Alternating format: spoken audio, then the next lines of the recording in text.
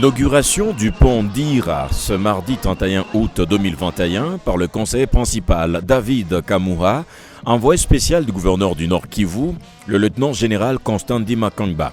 Ce pont, qui a une portée de 11 mètres et de longueur de 6 mètres, a une espérance de vie de plus ou moins 50 ans, selon l'architecte Nganza Pascal, architecte de l'entreprise Océan, qui a exécuté ces travaux. Nous avons construit ces ponts en tenant compte de paramètres du transport de produits vivriers et industriels.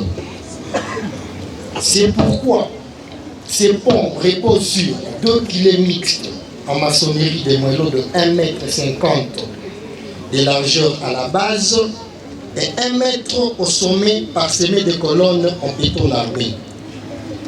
Le tablier en béton armé de cet ouvrage est constitué de 4 poutres en béton armé, dont les 2 principales ont 1 mètre de hauteur et les 2 autres 60 cm de hauteur, armées de 14 barres de 25 pour supporter le poids de tout véhicule pouvant passer sur cet ouvrage. Ce pont d'une importance capitale va permettre la liaison entre la collectivité Bamaté et celle de Batangi.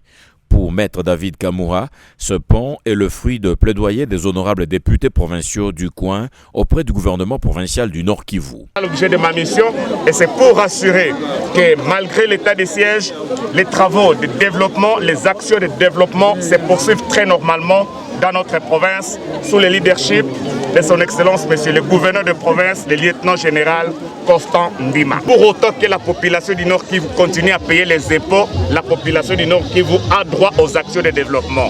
Et c'est pour cela que son Excellence, Monsieur le gouverneur de province, Constant Ndima, nous a toujours dit l'état de siège rime aussi avec les actions de développement partout sur l'ensemble de la province. Le représentant de l'autorité provinciale a sur place donné un montant important qui va permettre le début des constructions d'un autre pont sur la même rivière. Peu avant de quitter ce village du territoire de Lubero, David Kamura a invité la population à payer correctement les taxes et impôts pour permettre le développement pendant cette période de l'état de siège.